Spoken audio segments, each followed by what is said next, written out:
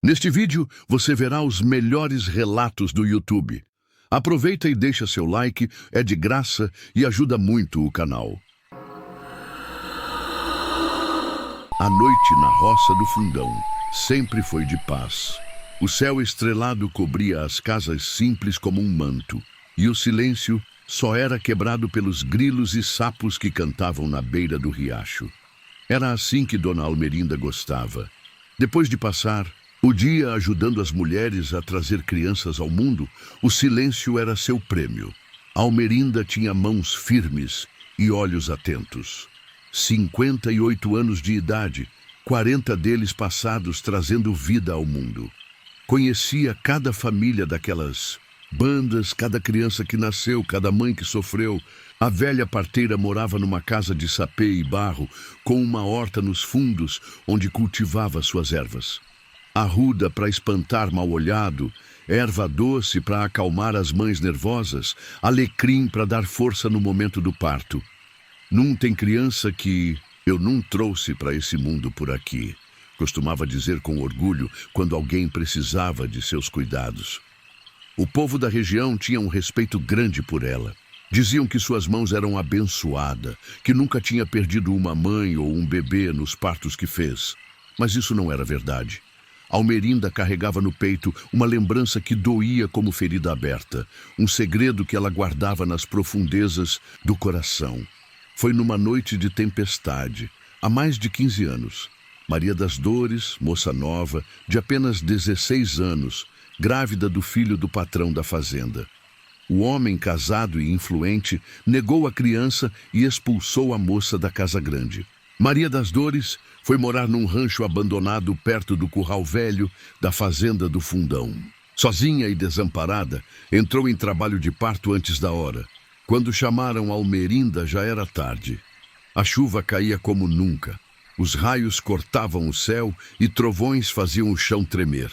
Almerinda chegou encharcada, com sua maleta de parto debaixo do braço.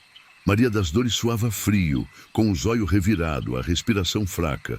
"Fica calma, minha filha. Vou fazer tudo o que puder", disse Almerinda, mas no fundo sabia que era grave. O parto foi difícil. O bebê vinha de travês e não adiantava mais tentar virá-lo. O sangue manchava a esteira onde Maria estava deitada. Não havia tempo para buscar ajuda na cidade que ficava a horas dali. Maria das Dores foi perdendo as forças, ficando mais branca que papel.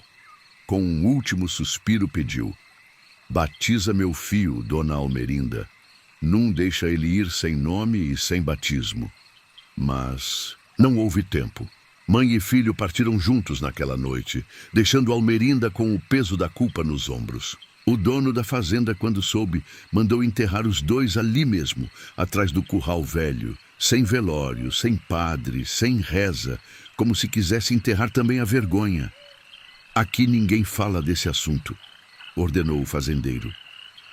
E por 15 anos ninguém falou, até que numa madrugada de lua cheia, quando o orvalho cobria o capim como um véu prateado, Almerinda foi acordada por um choro. Um choro fraco de criança que parecia vir lá dos lados do curral velho. A princípio, pensou ser algum filhote de bicho, talvez um bezerro recém-nascido chamando pela mãe. Mas havia algo no som que ecoava no fundo da alma da parteira. Sem conseguir voltar a dormir, Almerinda acendeu o candeeiro, vestiu um chale sobre a camisola e saiu para investigar. O caminho era escuro, apenas iluminado pela lua e por sua fraca lamparina. Os cachorros da vizinhança uivavam inquietos, como se sentissem algo que os olhos não podiam ver. O curral velho ficava numa baixada, cerca de 500 metros da casa de Almerinda. As madeiras já estavam apodrecendo, as cercas caindo. Ninguém usava aquele lugar fazia anos. Diziam que o gado ficava agitado lá, que os cavalos empacavam e não queriam entrar. À medida que se aproximava, o choro ficava mais alto, mais nítido. Era sim um bebê, não havia dúvida. Um choro fraco, mas desesperado, como se estivesse precisando de socorro. "Tem alguém aí?" Almerinda perguntou, erguendo a lamparina para enxergar melhor. Ninguém respondeu. Apenas o vento frio e o choro, que continuava. Quando entrou no curral, o fogo da lamparina tremeu, quase apagando, e foi então que viu, parada no meio do curral, uma figura feminina vestida de branco, flutuando alguns centímetros do chão. Seus cabelos negros e compridos balançavam mesmo sem vento. Em seus braços, um embrulho pequeno. Maria das Dores, sussurrou Almerinda, sentindo o sangue gelar nas veias. A figura levantou o rosto devagar. Seus olhos eram apenas órbitas vazias, a pele pálida como cera. Quando falou, sua voz parecia vir de muito longe. Meu filho nunca foi batizado, dona Almerinda. A senhora prometeu e não cumpriu. Almerinda deixou cair a lamparina, que se apagou na hora.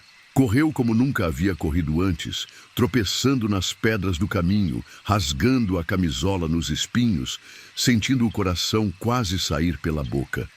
Quando chegou em casa, trancou a porta e acendeu todas as velas que tinha, rezando até o amanhecer. Pensou que havia sido apenas um pesadelo, uma alucinação causada pelo remorso que sempre carregou. Mas na noite seguinte, à mesma hora, o choro voltou. E na próxima e na outra também. Logo os vizinhos começaram a ouvir. Tem um chorinho de criança vindo do curral velho, comentavam baixinho com medo. As crianças da região começaram a ter pesadelos. Os animais ficavam agitados quando a noite caía. O gado emagrecia sem explicação. Galinhas deixaram de botar ovos. Uma aura de mistério e medo cobria a roça do Fundão. Vendo que aquilo não pararia, Almerinda tomou coragem e procurou o padre Joaquim da igreja da cidade. Era um homem velho e sensato, que conhecia as tradições e respeitava as crenças do povo simples. Padre, preciso lhe contar um segredo de 15 anos, disse Almerinda, entrando na sacristia vazia após a missa de domingo. O padre ouviu tudo com atenção, sem julgar. Quando Almerinda terminou seu relato respirando fundo, como quem tira um peso das costas, o sacerdote ficou alguns minutos em silêncio. O que está acontecendo, seu padre? Por que agora, depois de tantos anos? Almerinda, as almas têm seu tempo. Talvez agora seja a hora de Maria das Dores encontrar descanso. Um filho não batizado e uma mãe não velada são almas que ficam presas entre os mundos. E o que eu faço para ajudar? Precisamos localizar onde estão os restos mortais, dar um enterro digno com as bênçãos da igreja e batizar simbolicamente a criança. O problema era que o curral velho ficava nas terras do coronel Mendonça, pai do rapaz que havia engravidado Maria das Dores. Um homem duro, orgulhoso, que nunca admitiria a existência daquele neto. Mas as aparições continuaram e o medo foi se espalhando. As crianças começaram a contar histórias sobre a mulher branca do curral, que chamava por elas à noite. Um menino de 8 anos chegou a desaparecer por horas, sendo encontrado próximo ao curral velho de madrugada, dizendo que a mulher de branco queria mostrar seu bebê. As noites na roça do Fundão, antes tranquilas, agora eram tomadas pelo medo. Ninguém saía depois que o sol se punha, e mesmo dentro de casa, as pessoas mantinham velas acesas e rezavam até adormecer. Almerinda sabia que precisava agir. Reuniu coragem e procurou Zé do Morro, um homem que trabalhava para o coronel há décadas e conhecia todos os segredos da fazenda. Seu Zé, o senhor lembra daquela moça, Maria das Dores, que morreu no parto anos atrás? Zé do Morro olhou para os lados, nervoso. Lembro sim, dona Almerinda. Por que a senhora está mexendo nessa história? Preciso saber onde exatamente enterraram ela e a criança. Tá acontecendo coisa estranha lá no curral, velho. O velho peão suspirou fundo. Eu ajudei a enterrar. Foi numa noite escura, sem lua. O patrão não queria que ninguém soubesse. Enterramos atrás do curral, debaixo daquela gameleira grande. Almerinda agradeceu e saiu pensativa. Precisava convencer o coronel a permitir que desenterrassem os restos mortais para um enterro apropriado. Mas como? O homem era conhecido por sua teimosia e orgulho. Foi então que as coisas começaram a afetar também a Casa Grande.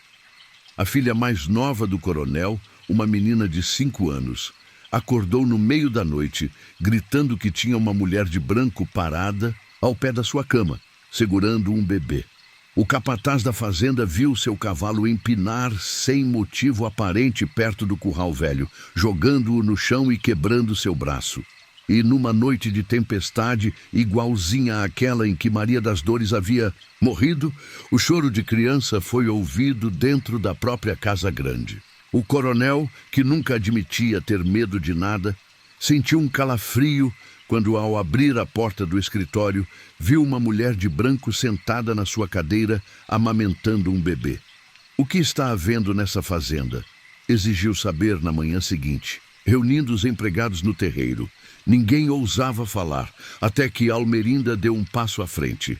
Seu coronel, com todo respeito, o senhor sabe muito bem o que está acontecendo. Maria das Dores e o filho do seu filho não tiveram um enterro cristão. É por isso que a alma dela não descansa. O coronel ficou vermelho de raiva. Quem é você para falar assim comigo? Aquela vagabunda inventou essa história de filho do meu Juvenal para se aproveitar. Seu coronel, nós dois sabemos que não foi assim, respondeu Almerinda firme. E agora? Não é mais só o senhor que está pagando o preço. É toda a comunidade, suas criação, sua família. Os outros empregados baixaram a cabeça, temendo a reação do patrão. Mas, para a surpresa de todos, o coronel apenas deu as costas e entrou na casa, batendo a porta com força. Naquela mesma noite, algo terrível aconteceu. O filho do coronel, Juvenal, que vivia na cidade e raramente visitava a fazenda, chegou sem avisar. Ignorando os avisos dos empregados, foi guardar seu cavalo no curral velho, já que o estábulo principal estava cheio. Ninguém sabe ao certo o que aconteceu. Só se ouviu um grito que gelou o sangue de todos na fazenda. Quando correram para ver, encontraram Juvenal caído no chão do curral, pálido como cera, os olhos arregalados fixos no teto, murmurando palavras desconexas. Ela mostrou o menino, meu filho, os olhos dele iguais aos meus. Juvenal foi levado às pressas para a Casa Grande, ardendo em febre. O médico da cidade foi chamado, mas balançou a cabeça, sem compreender o que estava acontecendo. Parece que ele levou um susto muito grande. Está em estado de choque. Vendo o filho naquele estado, o coronel finalmente cedeu. Chamou o padre, chamou Almerinda e permitiu que desenterrassem os restos de Maria das Dores e do bebê. Na manhã seguinte, com o sol ainda nascendo, um pequeno grupo se reuniu atrás do curral velho. O padre, Almerinda, alguns trabalhadores da fazenda e o próprio coronel, com o rosto marcado pelo medo e pela noite sem sono. Ali, debaixo da gameleira, indicou Zé do Morro. Os homens cavaram em silêncio. Não foi preciso ir muito fundo. Logo encontraram os restos de um pequeno caixote de madeira, já apodrecido pelo tempo. Dentro, ossadas frágeis. Uma maior, outra minúscula. Almerinda sentiu lágrimas escorrendo pelo rosto enrugado. 15 anos. 15 anos sem descanso. Com todo cuidado, os restos foram colocados em um caixão novo, forrado com um pano branco bordado pelas mulheres da comunidade durante a madrugada. O padre realizou os ritos fúnebres ali mesmo, benzendo os restos com água benta. Como se chamava? A criança? Perguntou o padre quando chegou a hora do batismo simbólico. Houve um momento de silêncio. Ninguém sabia. Maria das Dores morreu antes de nomear o filho. João, disse uma voz. Era Juvenal, que havia se arrastado da cama até ali, apoiado em uma bengala, ainda pálido e tremendo. O nome dele é João Mendonça. Meu filho. O coronel olhou para o filho com uma mistura de surpresa e desgosto, mas não disse nada.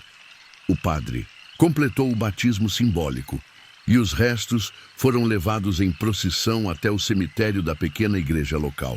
Maria das Dores e o pequeno João Mendonça foram enterrados juntos, com uma lápide simples, mas digna. Naquela noite, pela primeira vez em semanas, não se ouviu nenhum choro de criança. Os animais dormiram tranquilos. As crianças não tiveram pesadelos. Almerinda não conseguia dormir. Sentada na cadeira de balanço da varanda, olhava para as estrelas, pensando em Maria das Dores, na injustiça que sofreu, na vida que poderia ter tido. Foi quando sentiu uma presença. Não precisou virar-se para saber quem era. Um perfume suave de flores do campo invadiu o ar da noite. "Obrigada", sussurrou uma voz ao seu ouvido. Quando Almerinda criou coragem para olhar, viu apenas um vagalume solitário que subiu em direção ao céu, até se confundir com as estrelas. Na manhã seguinte, a notícia correu rápido. O coronel Mendonça havia sofrido um derrame durante a noite. Não morreu, mas ficou paralítico de um lado, incapaz de falar.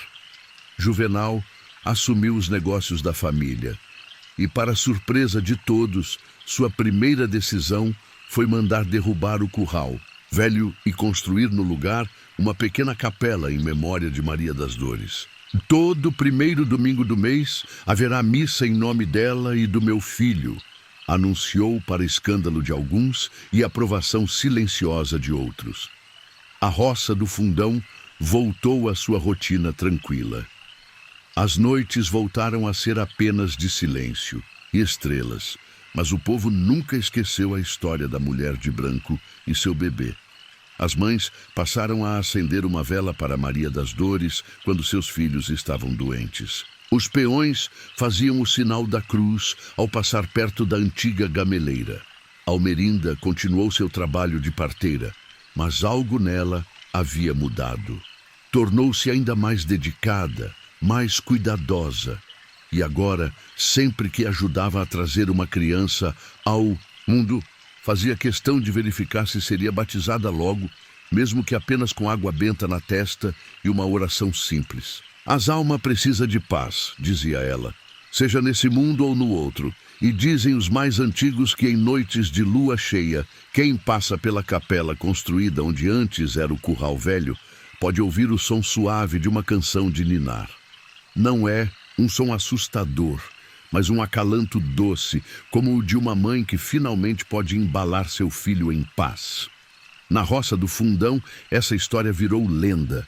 Uma lenda que ensina sobre justiça, remorso e redenção. Uma lenda que mostra que alguns segredos, por mais fundos que sejam enterrados, sempre encontram um jeito de voltar à superfície, como sementes teimosas que insistem em brotar. E Dona Almerinda, que agora já passa dos 70 anos, quando ouve alguém contar essa história nas rodas de conversa ao redor da fogueira, apenas sorri um sorriso triste e murmura baixinho uma oração, pois ela sabe melhor que ninguém que entre o céu e a terra existem mistérios que nem toda a ciência do mundo pode explicar, e que algumas promessas, mesmo depois de 15 anos, precisam ser cumpridas. O sítio dos Belmonte era o mais afastado do vilarejo de Água Funda. Ficava lá depois da encruzilhada das Três Paineiras, onde a estrada de terra se estreitava tanto que mal passava uma carroça. O lugar tinha fama de assombrado desde que os antigos donos morreram de forma misteriosa, mas seu Totonho Belmonte nunca deu ouvidos a essas conversas. Comprou a propriedade por um preço que ele mesmo dizia ser de ocasião e se mudou para lá com a esposa Clotilde e as duas filhas gêmeas, Josefa e Ifigênia. As meninas era a alegria daquele sítio, idênticas na aparência, diferente no jeito. Josefa era espevitada, falante, sempre correndo e subindo nas árvores. Ifigênia era calada, observadora, gostava de ficar sentada debaixo do pé de jabuticaba, fazendo boneca de pano. As duas tinham 9 anos quando o sítio dos Belmonte deixou de ser um lugar de riso para se transformar num lugar de sombra. Foi numa tarde quente de janeiro. O céu estava limpo, sem nem sinal de chuva. Seu Totonho tinha ido à cidade vender queijo e Dona Clotilde preparava doce de leite no tacho grande. As meninas brincavam no terreiro perto do Poço Velho, uma construção antiga, de pedra, que já existia muito antes dos Belmonte chegarem ali. Ninguém sabe direito o que aconteceu. Só se ouviu o grito de Ifigênia chamando pela mãe. Quando Dona Clotilde chegou correndo no terreiro, encontrou apenas Ifigênia, parada, olhando fixamente para o poço, o zóio arregalado, o vestidinho vermelho sujo de terra. "Cadê sua irmã, Geninha?" A menina não respondeu, não falou uma palavra sequer. Quando Dona Clotilde se aproximou do poço e olhou lá dentro, soltou um berro que dizem que foi ouvido até no vilarejo. Josefa tinha sumido, desaparecido sem deixar rastro. O poço era fundo, mas não tinha água suficiente para afogar ninguém. Apenas um espelho d'água escuro lá embaixo que mal dava para enxergar. Chamaram gente de toda a região. Os homens desceram no poço com corda, reviraram cada palmo do sítio, bateram o mato ao redor, dragaram o córrego que passava nos fundos da propriedade. Nada. Era como se Josefa tivesse sido engolida pela terra. Ifigênia não ajudou nas buscas. A menina ficou muda. Não falava uma palavra, não respondia pergunta, apenas olhava para o nada com aquele zóio vazio.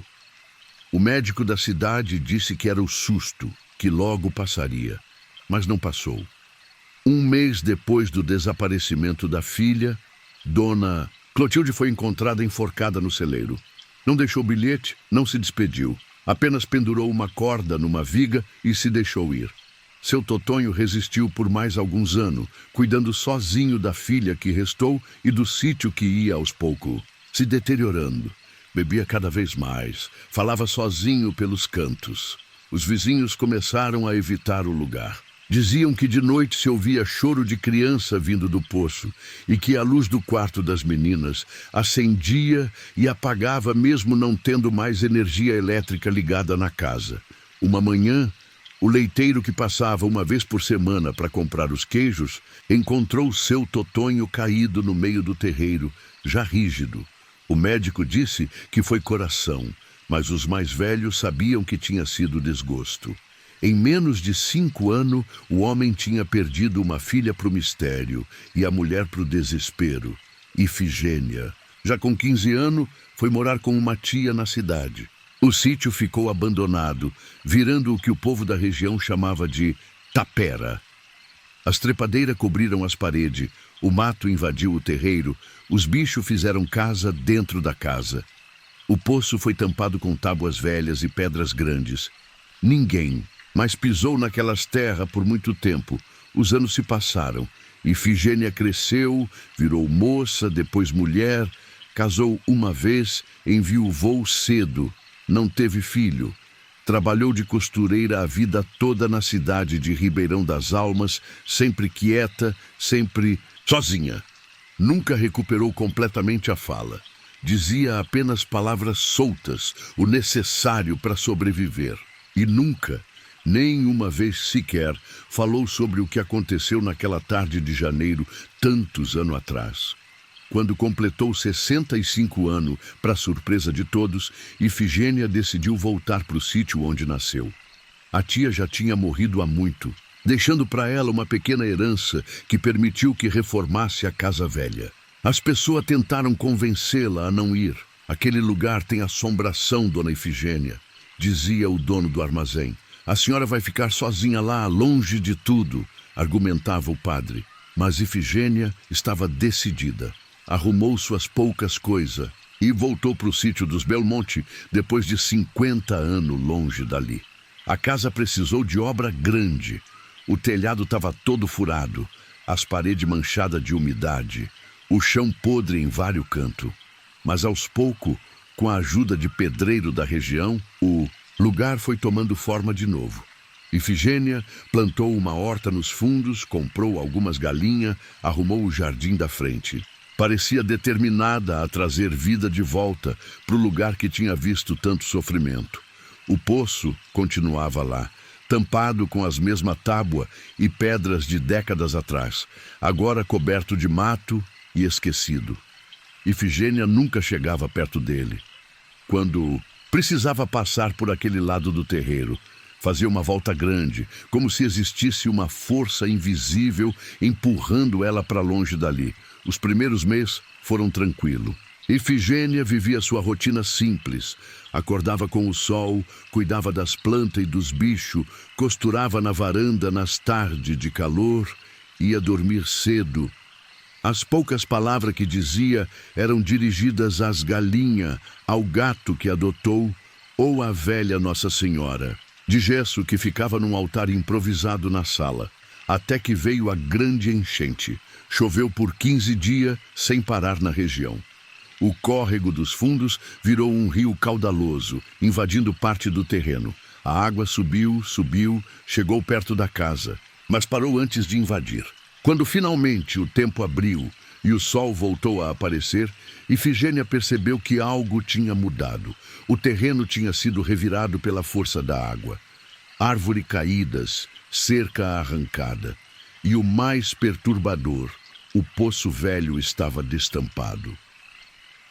As tábuas e pedras que o cobriam tinham sido arrastadas pela enxurrada, deixando à mostra a boca escura da construção antiga.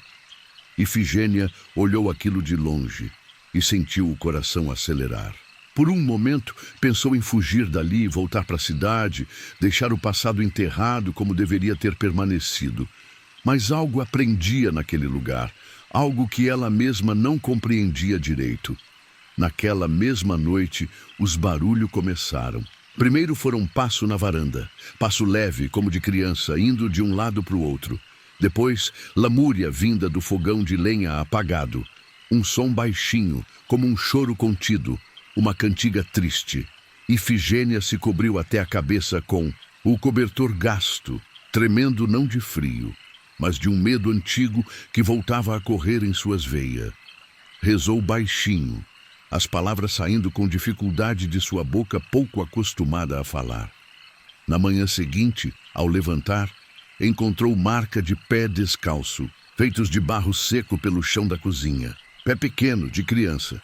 O rastro começava na porta dos fundos e ia até o fogão, depois voltava e desaparecia no meio da sala. Com as mãos tremendo, Ifigênia limpou as marcas.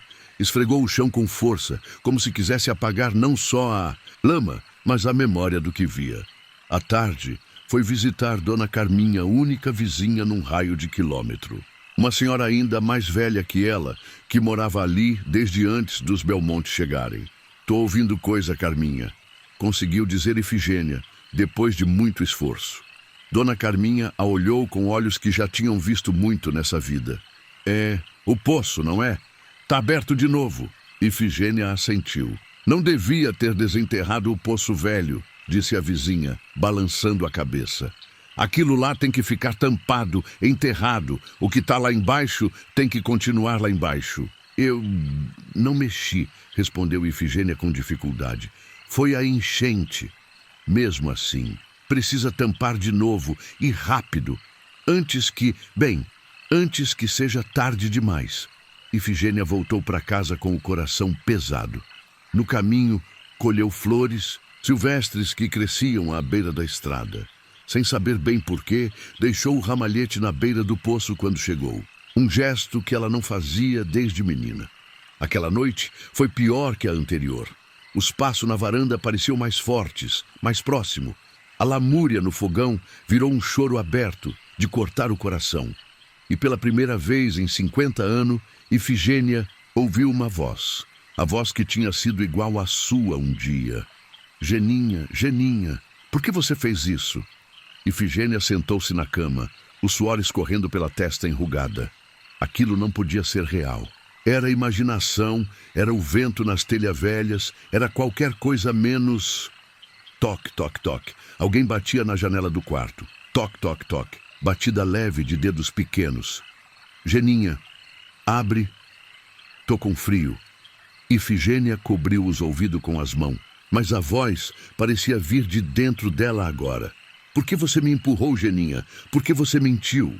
As lembranças que ela tinha enterrado no fundo da mente por 50 anos começaram a subir como bolhas num lago escuro.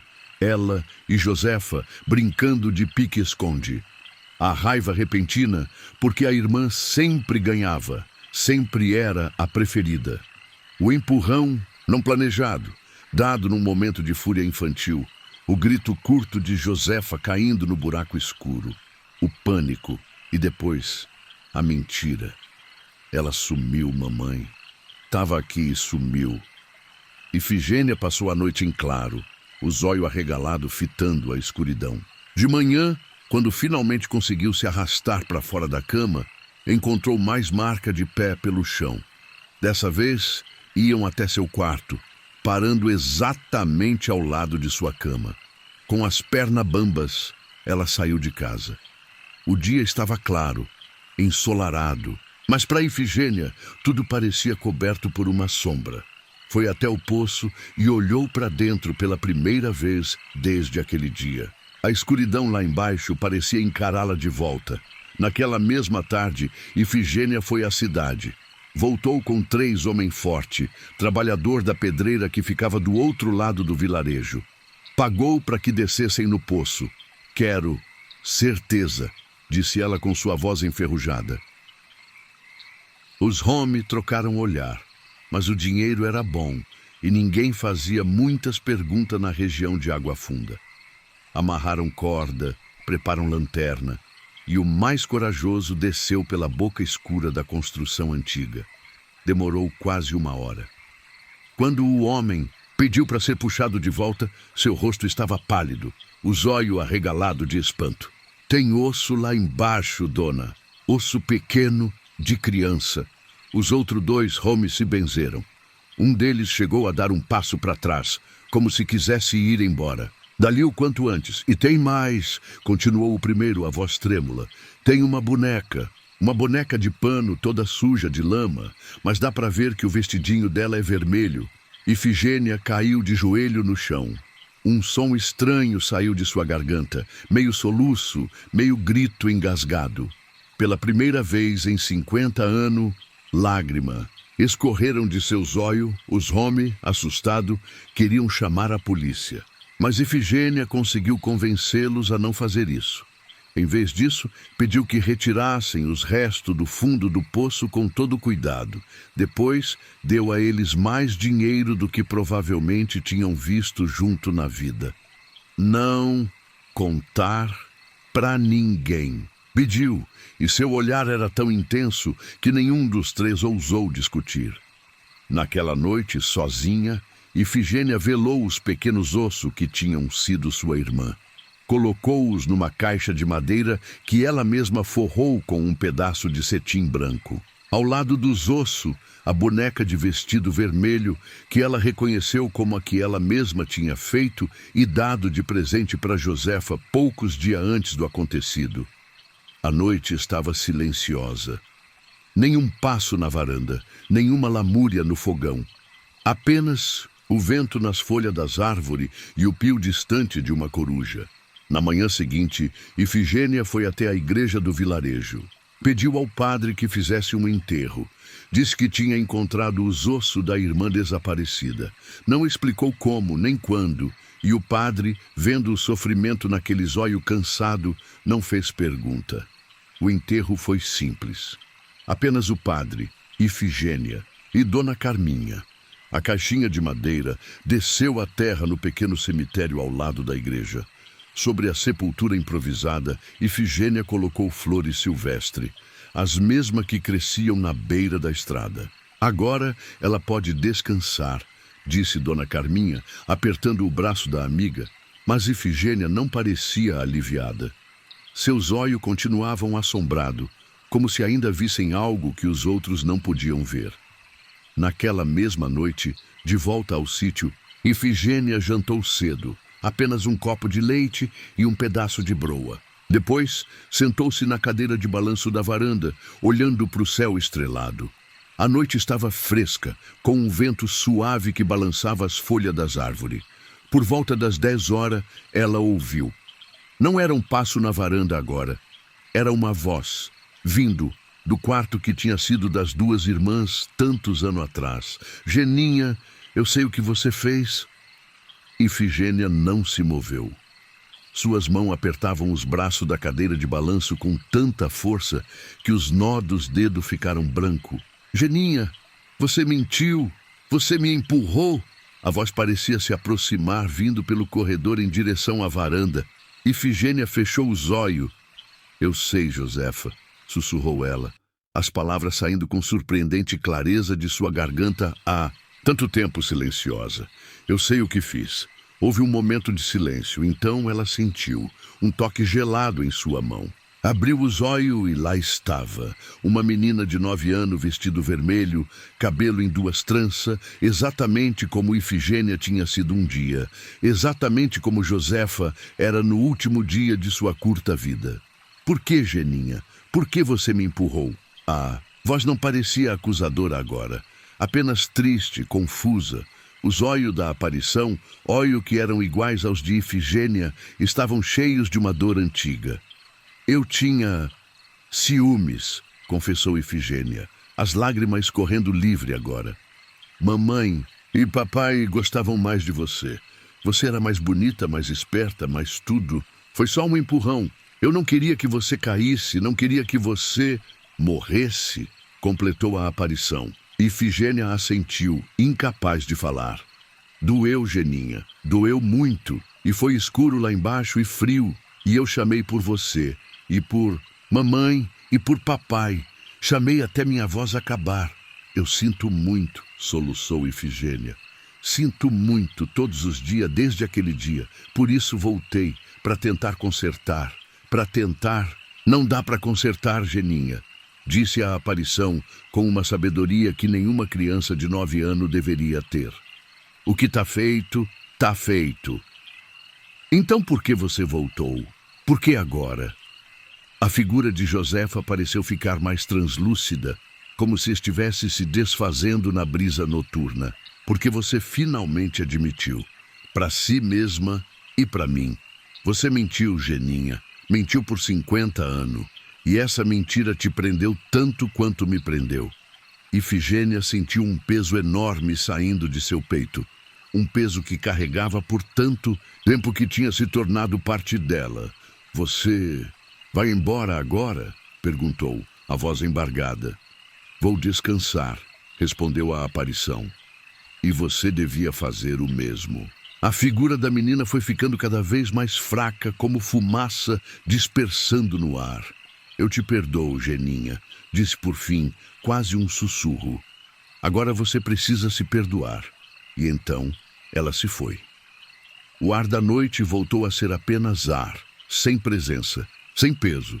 Ifigênia ficou sentada na cadeira de balanço por muito tempo, as lágrimas secando em seu rosto enrugado. O silêncio ao seu redor era profundo, mas de alguma forma não era mais opressivo. Por 5 dias e 5 noites, nada aconteceu no sítio dos Belmonte. Nenhum barulho estranho, nenhuma aparição. Ifigênia começou a pensar que talvez tivesse sido apenas sua imaginação, seu remorso finalmente encontrando uma forma de se manifestar. Voltou à sua rotina de sempre, cuidando da horta, das galinhas, costurando na varanda. Na manhã do 6º dia, Dona Carminha apareceu inesperadamente na porta, o rosto preocupado. Vim ver como você está, Ifigênia. Depois de tudo que aconteceu, Ifigênia a convidou para entrar, serviu café. As duas senhoras ficaram sentadas na mesa da cozinha, conversando sobre coisas banais. O tempo, as plantas, a nova ninhada de gato, da gata rajada de Dona Carminha. De repente, Dona Carminha parou no meio de uma frase, os olhos fixos em algo atrás de Ifigênia. O que foi? E perguntou Ifigênia, virando-se. Não havia nada ali, além da parede da cozinha, com seus azulejos descascados. Eu podia jurar, começou Dona Carminha, balançando a cabeça. Por um momento, pensei ter visto uma menina, de vestido vermelho. Ifigênia. Sentiu um arrepio percorrer sua espinha. Você viu? Dona Carminha tomou um gole de café, as mãos ligeiramente trêmula. Deve ser meu zóio pregando peça. Tô ficando velha, afinal. Mas as duas mulheres sabiam que não era isso. Naquela tarde, quando Dona Carminha já tinha ido embora, Ifigênia sentou-se à mesa da cozinha com papel e caneta. Começou a escrever, com letras trêmula e irregulares, tudo o que tinha acontecido, 50 anos atrás. A brincadeira de pique-esconde, os ciúmes, o empurrão, a mentira. Escreveu sobre o sofrimento da mãe, o desespero do pai. Escreveu sobre seu próprio silêncio autoimposto, como se não falar pudesse apagar o que tinha feito. Quando terminou, já era noite. Pegou as folhas de papel e foi até o fogão de lenha. Acendeu o fogo e, uma a uma, queimou as páginas. Enquanto as chamas consumiam sua confissão, Ifigênia sentiu lágrimas quentes escorrendo pelo rosto. Agora todos sabem, murmurou para si mesma. Não tem mais segredo. Foi quando ouviu. Não era a voz de Josefa dessa vez. Era outra voz, que ela não ouvia há mais de 40 anos. Filha? Ifigênia se virou devagar. Na porta da cozinha estava Dona Clotilde. Não como a mulher desesperada que tinha se enforcado no celeiro, mas como a mãe carinhosa que tinha sido antes da tragédia. Ao lado dela, a figura alta e forte de seu Totonho, o mesmo sorriso bondoso de sempre no rosto. Mamãe? Papai? Os dois não responderam, apenas sorriram. Então, entre eles, surgiu Josefa. A mesma aparição de vestido vermelho, mas agora seu rosto não mostrava tristeza ou acusação, apenas paz. Você contou a verdade, Geninha, disse Josefa. Agora estamos todos livres. Ifigênia caiu de joelho no chão da cozinha, soluçando. Queria correr até eles, abraçá-los, sentir novamente o calor da família que tinha destruído com um único gesto impensado de uma menina de 9 anos, mas sabia que não podia. Me perdoem. Foi tudo que conseguiu dizer. Já perdoamos há muito tempo, respondeu a imagem de Dona Clotilde. É hora de você seguir em frente também. As três figuras começaram a se desvanecer, como névoa sob o sol da manhã. Ifigênia esticou a mão, como se pudesse alcançá-los, mantê-los ali por mais um momento. Não vão, nós nunca vamos embora completamente, disse a voz de seu Totonho, já quase inaudível. Estamos juntos no outro lado. Um dia você vai entender. E então eles se foram. O fogo no fogão de lenha crepitava, consumindo os últimos pedaços de papel, os últimos vestígios do segredo que tinha assombrado a vida de Ifigênia. Naquela noite, ela dormiu profundamente, sem sonho, sem pesadelo. Pela primeira vez em 50 anos, sentiu-se em paz. Na manhã seguinte, Dona Carminha foi novamente ao sítio dos Belmonte.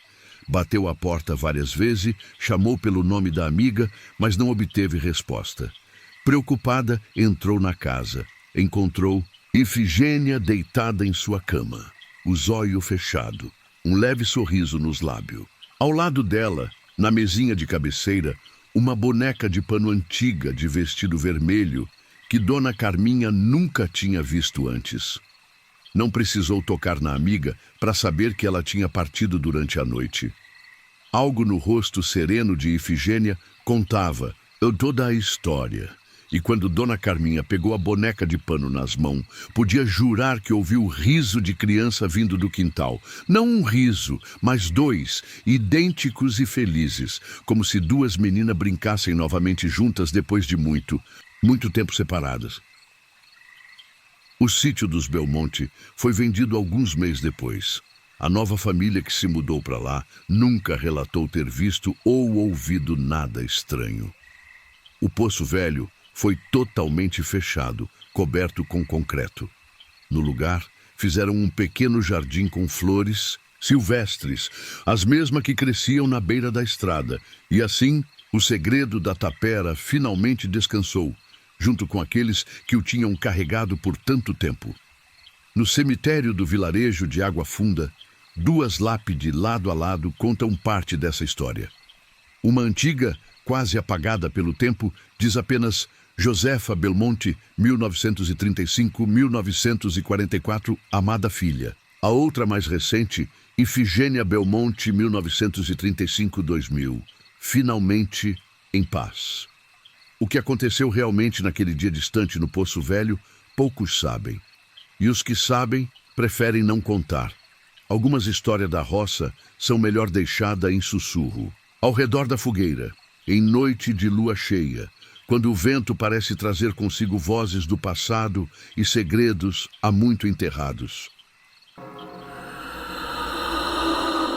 O sino da igrejinha de São Joaquim do Vale tinha acabado de bater 6 horas da tarde, quando Dona Zulmira Pereira desceu da carroça do seu Tonho, carregando uma mala de pano remendada e uma sacola de palha.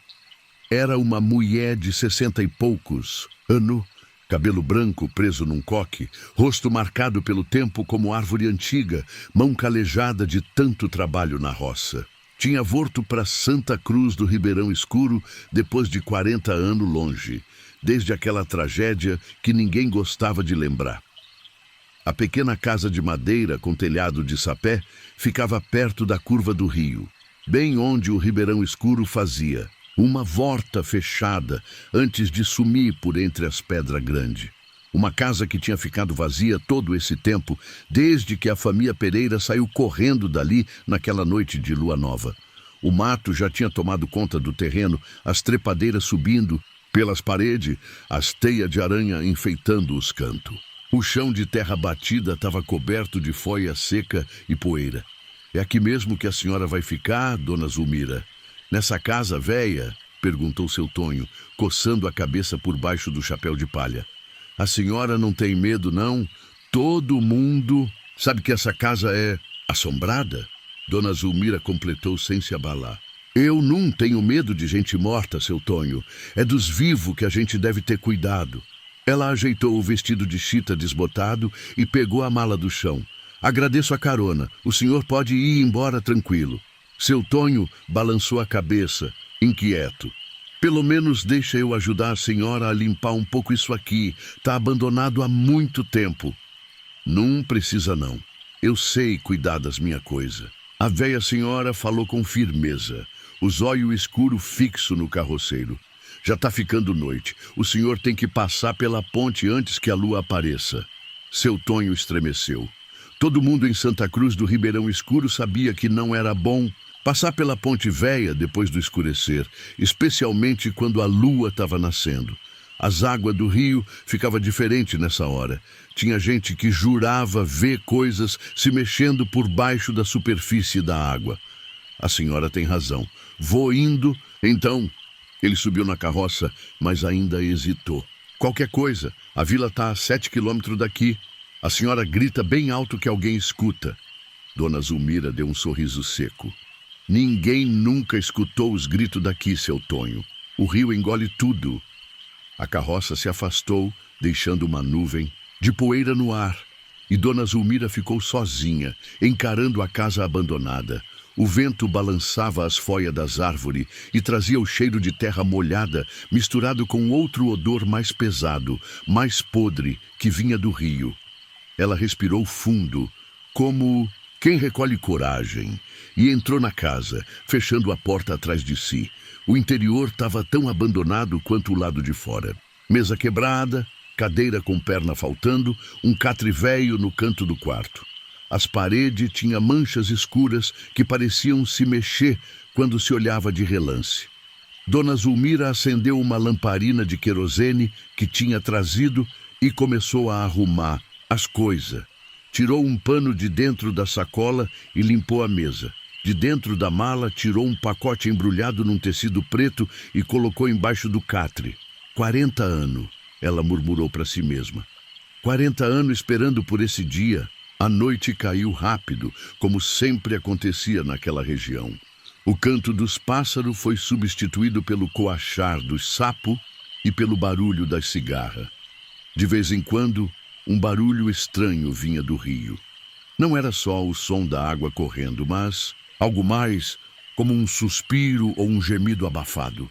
Dona Zulmira já tinha acendido 3 velas e colocado em pontos diferentes da casa. Sentada à mesa, agora limpa, ela comia um pedaço de pão com queijo e tomava café de uma garrafa térmica. Seu zóio nunca parava quieto, sempre observando as sombras que as velas projetavam na parede. Foi quando o primeiro barulho aconteceu. Um baque surdo, como se algo pesado tivesse caído na água, veio da direção do rio. Dona Zulmira parou de mastigar, o zóio atento. Depois de alguns segundos, o som se repetiu, mais forte agora, e outro, e mais outro. Como se alguma coisa muito grande tivesse saindo da água, passo por passo, a velha senhora se levantou, pegou a lamparina e caminhou até a única janela da frente que dava para o lado do rio. A lua agora tinha surgido por trás das nuvens, iluminando a água com uma luz prateada e doentia. A superfície do rio, normalmente calma naquele trecho, estava agitada, com ondas pequenas chegando até a margem. E foi quando Dona Zulmira viu a primeira marca, uma pegada na lama da margem do rio. Grande, muito maior que um pé humano, mas com 5 dedos bem definidos, molhada e recém-feita. E logo depois, outra, e mais outra se aproximando da casa. Dona Zulmira fechou a janela com força e passou a tranca improvisada que tinha feito com um pedaço de madeira. Suas mãos tremiam um pouco, mas seu rosto continuava firme. Ele está vindo, ela sussurrou. Depois de tanto tempo, ele sabe que eu estou aqui. Ela voltou para a mesa e pegou uma bolsa de couro gasto que tinha deixado pendurada na cadeira. De dentro dela, tirou 1/3 de conta gasta pelo uso, um vidro com água benta que pegou na igreja antes de vir, um punhado de sal grosso e um pacote, pequeno embrulhado em pano vermelho. Um novo som veio de fora, agora mais perto da casa. Não eram mais passos na lama, mas um arrastar pesado, como se algo grande estivesse se movendo ao redor da construção. A lamparina tremeu, a chama oscilando, como se uma corrente de ar frio tivesse entrado, mesmo com tudo fechado. Não vai adiantar nada, Dona Zulmira falou em voz alta. Eu sei o que você é, eu sei o que você fez, e eu voltei para acabar com você. O arrastar parou de repente. Por um momento, o silêncio foi tão completo que dava para ouvir o pingar de água caindo em poças do lado de fora. Então, um cheiro forte invadiu a casa, um cheiro de lodo, de peixe morto, de carne podre boiando na água por dias. Tão forte que Dona Zulmira teve que cobrir o nariz com um lenço. A porta da frente começou a tremer, como se algo muito pesado estivesse empurrando do outro lado. A madeira velha rangia, as dobradiças enferrujadas protestando. A tranca improvisada não ia aguentar muito tempo. Dona Zulmira agiu rápido. Derramou uma linha de sal grosso na frente da porta e outra embaixo da janela. Molhou os dedos na água benta e fez o sinal da cruz em cada canto da casa, murmurando palavras que misturava a oração católica com benzedura antiga que tinha aprendido com sua avó. Água do rio que corre para o mar, leva o mal e não deixa voltar. São Bento que livra do bicho peçonhento, me proteja do mal que vem do rio sedento. A pressão na porta diminuiu um pouco, como se o que estivesse lá fora tivesse recuado. Mas Dona Zulmira sabia que não tinha acabado. Aquilo nunca desistia fácil. Ela já tinha visto o que ele podia fazer. As horas seguintes foram de um silêncio tenso. De vez em quando, a velha senhora ouvia algo se movendo ao redor da casa. Um arranhão aqui, um baque ali. Alguma coisa testava as defesas, procurava uma fresta, uma falha. Sentada numa cadeira no centro da casa, com o terço enrolado nas mãos e o zóio vigilante, Dona Zulmira esperava. A tensão era como um animal vivo dentro da casa, se enrolando ao redor dela, apertando seu peito, fazendo o ar ficar mais raro. Por volta da meia-noite, a chuva começou a cair. Primeiro, fraca, depois cada vez mais forte, tamborilando no telhado de sapé, escorrendo pelas paredes de madeira. Com a chuva veio o vento, uivando entre as árvores, sacudindo os galhos como se quisesse arrancá-los. A tempestade tinha chegado rápido, do nada, como se tivesse sido chamada. A água começou a entrar por baixo da porta, formando uma poça que se expandia pelo chão de terra batida. A linha de sal que Dona Zulmira tinha colocado começou a se dissolve. Foi você que chamou a chuva, não foi? Ela falou para o escuro. Pensa que eu não sei dos seus truques? Um relâmpago cortou o céu, iluminando brevemente o interior da casa através das frestas da janela. E nesse clarão, por um instante, Dona Zulmira viu um vulto se mexer num canto. Não era apenas uma sombra, era algo sólido. Ele já tinha entrado. O coração da velha senhora acelerou, mas ela se manteve firme na cadeira. 40 anos atrás você levou minha filha. Acha que eu ia esquecer? Outro relâmpago, e o vulto estava mais perto. Na claridade, breve, dava para ver que era grande, curvado, a pele cinzenta e enrugada como se tivesse passado tempo demais debaixo d'água. Tinha forma humanoide, mas não era humano. Os dedos eram longos demais, terminando em unha afiada como garra. O rosto não tinha rosto.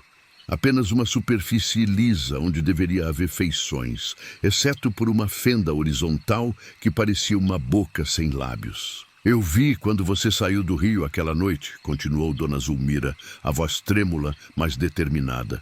Vi quando levou minha Rosinha de 12 anos. Todos acharam que ela tinha se afogado, que o rio tinha levado, como levou tantas outras crianças, nesse lugar, mas eu sabia a verdade.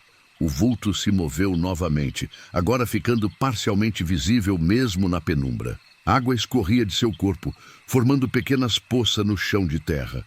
Um cheiro forte de decomposição encheu o ar. Os antigos já conheciam você, ela prosseguiu. O bicho do rio, o pai das águas, o que vive na parte mais funda do ribeirão. Escuro, onde a água é preta como o breu. O que precisava de sacrifício para ficar satisfeito.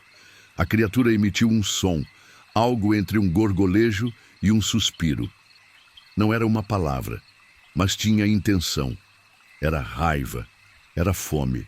Mas eles estavam errados sobre uma coisa, Dona Zulmira disse, se levantando agora, o terço ainda firme em suas mãos. Você não é nenhum espírito antigo. Não é nenhum Deus. É só um monstro, e monstro pode morrer. A criatura avançou de repente, rápida demais para o que seu tamanho sugeria.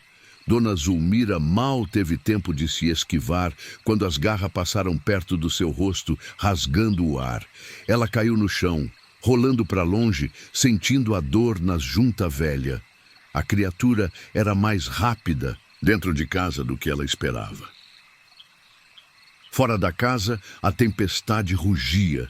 Dentro, uma batalha silenciosa começava. Durante 40 anos, eu procurei um jeito, Dona Zulmira falou, arrastando-se até alcançar o pacote que tinha escondido embaixo do catre. Viajei por esse Brasil todo. Conversei com os mais velhos, com os que sabem das coisas antigas, com os que conhecem o segredo dos rios, e eu descobri seu ponto fraco. A criatura soltou um guincho agudo quando Dona Zulmira abriu o pacote embrulhado em pano vermelho. De dentro, ela tirou uma faca antiga, com cabo de osso entalhado com símbolos estranhos e lâmina escurecida pelo tempo. Uma faca feita do metal que caiu do céu, temperada no sangue de quem foi tocado pelo rio e sobreviveu. Ela explicou, como se a criatura pudesse entender. A única coisa que pode cortar sua pele podre. O bicho do rio recuou, encurralado num canto da casa pequena. Água escorria de seu corpo, mas agora misturada com algo mais escuro, mais espesso. O cheiro de podridão aumentou. Por 40 anos, você continuou levando as crianças daqui, acusou Dona Zulmira, avançando com a faca. Todo mundo sabia, mas ninguém falava. Era o segredo sujo de Santa Cruz do Ribeirão Escuro. Cada 5 anos, uma criança desaparecia na água. Foi o rio, diziam. A correnteza levou. Mas eu sabia a verdade. Era você que levava. A criatura gorgolejo novamente, um som quase suplicante agora. As garras arranhavam o chão e as paredes, procurando uma saída. Minha Rosinha foi a primeira que eu soube, mas quanto mais eu perguntava, mais história eu ouvia. criança sumindo. Nesse rio, desde que os primeiros homes chegaram aqui, sempre de 5 em 5 anos, sempre na lua nova de junho.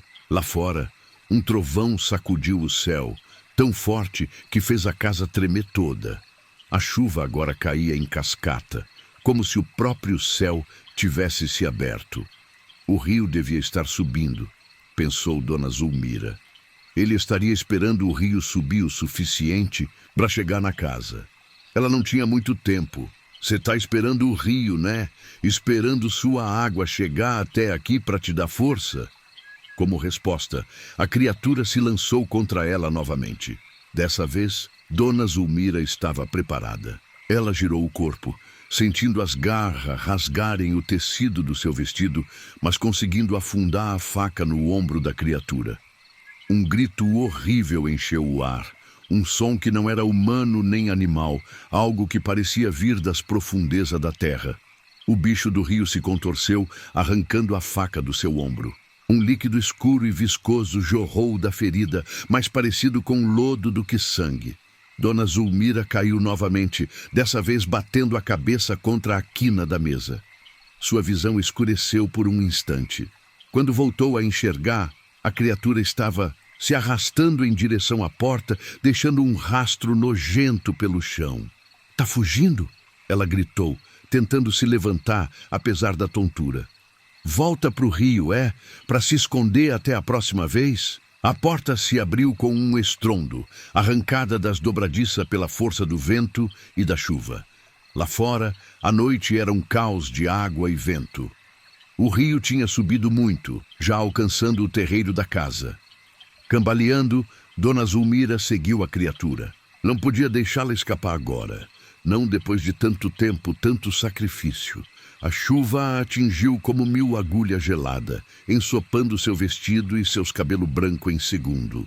A lama sugava seus pés, dificultando cada passo. "Volta aqui." Ela gritou para a figura que se arrastava em direção à água. "Não acabei com você ainda." A poucos metros da margem, a criatura parou e se virou.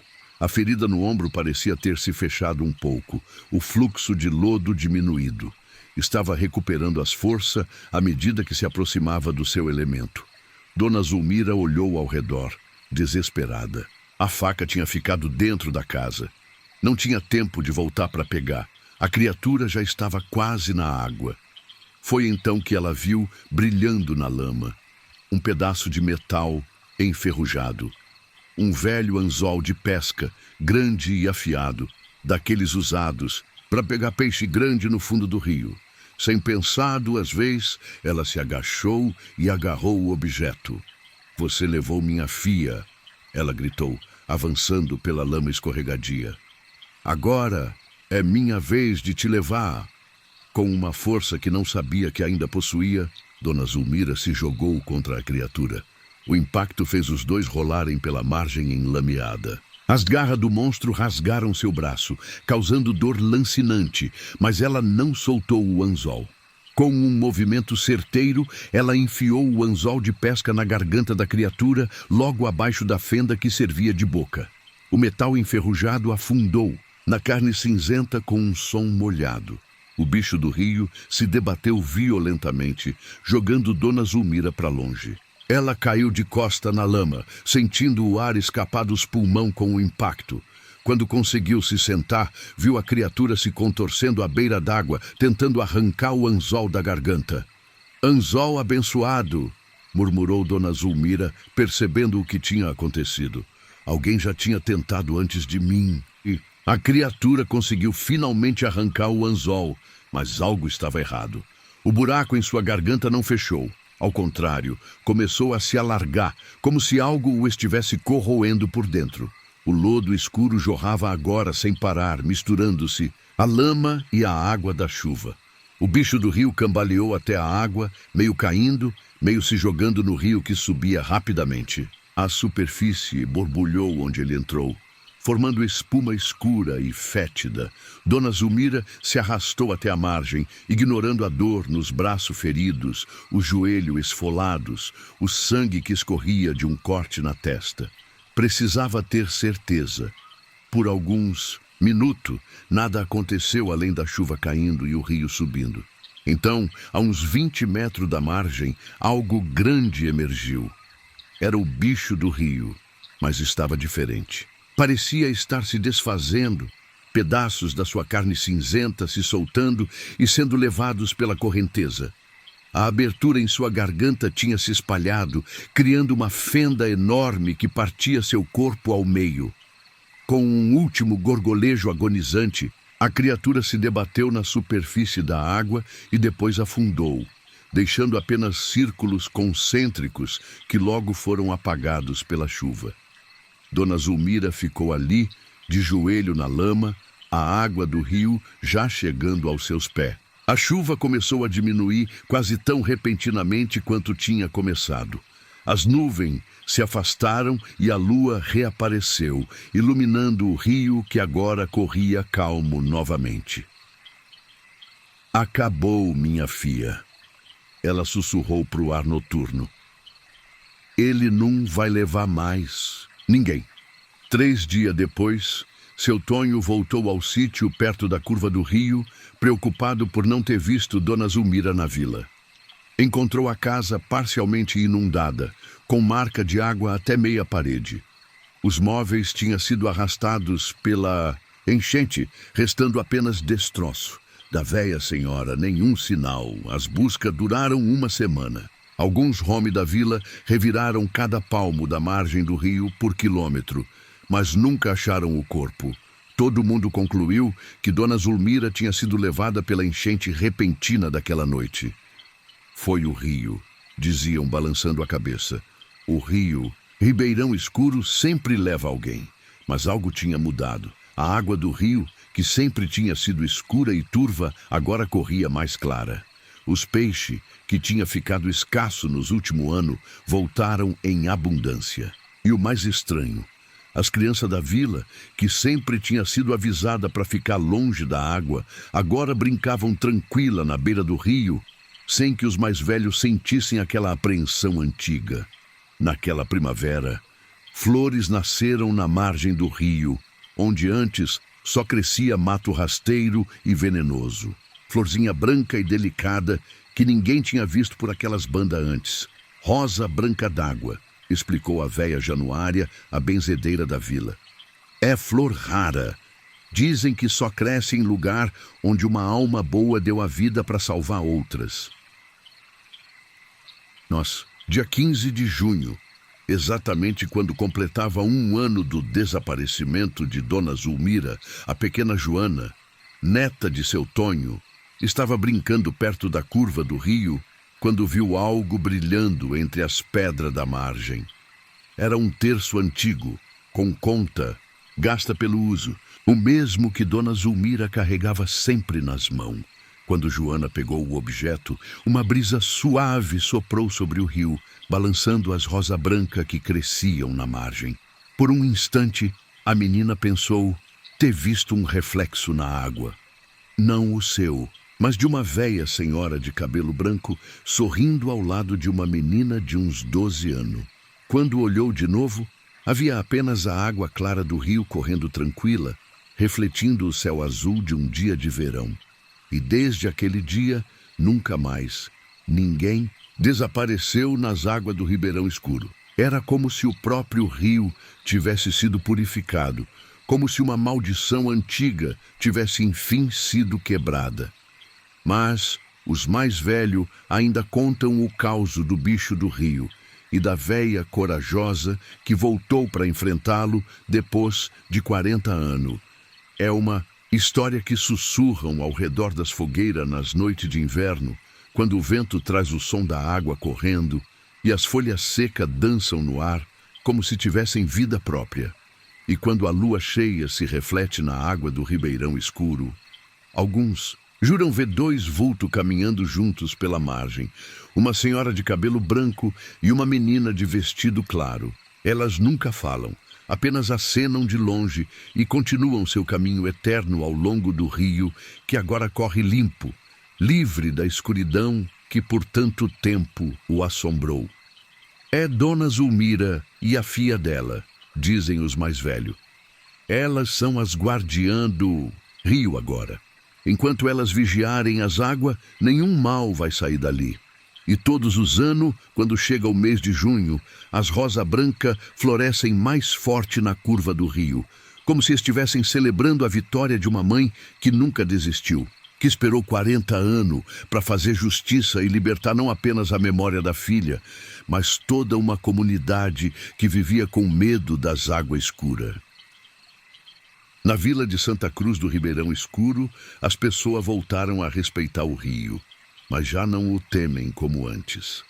E quando a noite cai e a lua ilumina as águas que agora correm serena, muitos deixam uma flor branca na margem, uma oferenda simples para a mulher que enfrentou o mal que habitava as profundezas e deu sua vida para que as águas voltassem a ser apenas água e não mais o lar de um horror sem nome. Às vezes, nas noites mais quietas, quando o vento mal sopra e os bichos da mata fazem silêncio, dizem que dá para ouvir um canto distante vindo do meio do rio, uma canção de ninar suave, cantada por uma voz de mulher, aquela mesma canção que Dona Zulmira cantava para a filha pequena antes dela ser levada pelo bicho do rio. É um som que já não causa medo, mas uma estranha paz, como se fosse uma promessa de que o mal foi embora para sempre e as águas do Ribeirão Escuro agora guardam apenas memória, não mais monstros. E assim termina o caos do bicho do rio e da véia que esperou uma vida inteira para enfrentá-lo. Uma história que o povo da roça ainda conta quando se reúne nas noites escuras, lembrando que até os monstros mais antigos podem ser vencidos quando se tem coragem e um coração determinado a fazer justiça.